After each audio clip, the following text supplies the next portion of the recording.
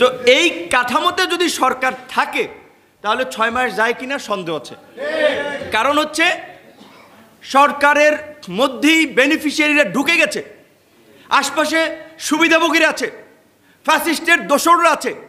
সরকারের রাষ্ট্র পরিচালনার অভিজ্ঞতা ছিল না, একজনের একটা মিনিস্ট্রি চালানোর অভিজ্ঞতা নাই, তারা দিচ্ছেন আপনি 3টা মিনিস্ট্রি। এটা কি পুতুল খেলা? রাষ্ট্র পরিচালনা কি পুতুল খেলা? অভিজ্ঞতা ছাড়া আপনি 3টা মিনিস্ট্রি সামলাবেন? তার দরকার কি একজনের 3টা নেওয়ার, 4টে নেওয়ার? তাদের এই সরকারের উপদেষ্টা হতে হবে। এই সরকারের যারা উপদেষ্টা হয়েছে তাদের ডেডিকেশনটা কি, তাদের কন্ট্রিবিউশনটা কি? লাস্ট 15 ইয়ার্স দেশ জাতির জন্য তাদের কি অবস্থান ছিল? কয়দিন রাজপথে এসেছে, কয়দিন গণতন্ত্রের জন্য কথা বলেছে, কয়দিন ফাঁসিবাদের বিরুদ্ধে আওয়াজ তুলেছে? সরকার পতন করাই দিয়েছে আমরা। এখন আপনারা এনজিও মার্কা সরকার করে আপনারা ভাগ বাটোয়ারার ক্ষেত্র বসাবেন।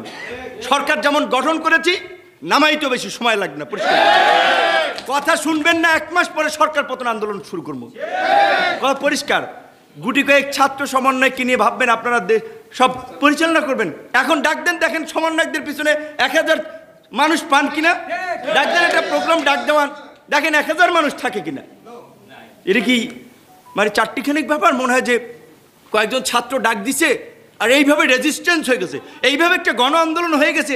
এখন অনেকে মাস্টার মাইন্ড হয়ে গেছে, অনেকে প্রধান অমুক তমুক হয়ে গেছে। অন্য লোককে ইনক্লুড করেন। আমরা একটা কথা অনেকে ভাবতে পারি যে নূর ভাই এত কথা বলে যে নূর ভাই বোধহয় সরকারে যেতে চায়। আমি আপনাদের সামনে পরিষ্কার করতে চাই, আমরা রাজনীতিবিদ, রাজনীতি করে নিজেদেরকে তৈরি করতে চাই।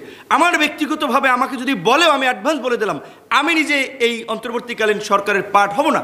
কারণ এই সরকারের পার্ট হইলে তার সফলতা ব্যর্থতার উপরে আমার ভবিষ্যৎ রাজনীতি নির্ভর করবে। সুতরাং এরকম আনসার্টেন গভর্নমেন্টের আমি ব্যক্তিগতভাবে পার্ট হব না। কিন্তু আমাদের কাছে যদি প্রস্তাব চায় উপযুক্ত ব্যক্তিদেরকে, এই নাসির স্যার বসে আছেন, অনেকে মাস্টারমাইন্ড খুঁজেন এই আন্দোলনের কারণে।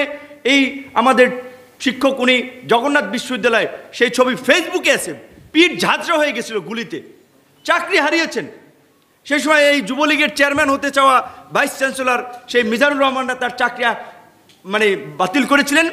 এখন পর্যন্ত বোধহয় আদালতে লড়াই ফাইট করেও এই 18 থেকে এই পর্যন্ত চাকরিতে বোধহয় এখনো সমাধান ঢুকছে, বেতন টেতন ক্লিয়ার হয়নি। তাহলে ওনাদের মতো ব্যক্তিদেরকে এই সরকারে নিতে হবে। এই একজন ব্যক্তি আমাদের এখানে আছে, তার যে ডেডিকেশন, স্রোতের বিপরীতে লড়াই করেছে, আমরা যেখানে যখন প্রোগ্রামে ডেকেছি চলে এসেছে। এই জায়গায় আমরা মনে করি যে রাজনৈতিক ঐক্যমতের ভিত্তিতে নাগরিকদের অংশগ্রহণের মধ্যে দিয়ে এই সরকারকে জাতীয় সরকারের রূপ দিয়ে 2 বছরের জন্য সরকার চালাতে হবে। কিন্তু এই কাঠামোতে, এই এনজিও মার্কা কাঠামোতে 6 মাস টেকা অসম্ভব হবে। শীতের সময় গ্রামে অনেকে বলে, একটু অসুস্থ মানুষ, বয়স্ক মানুষ দেখলে যে এই শীত ওঠে কিনা সন্দেহ আছে।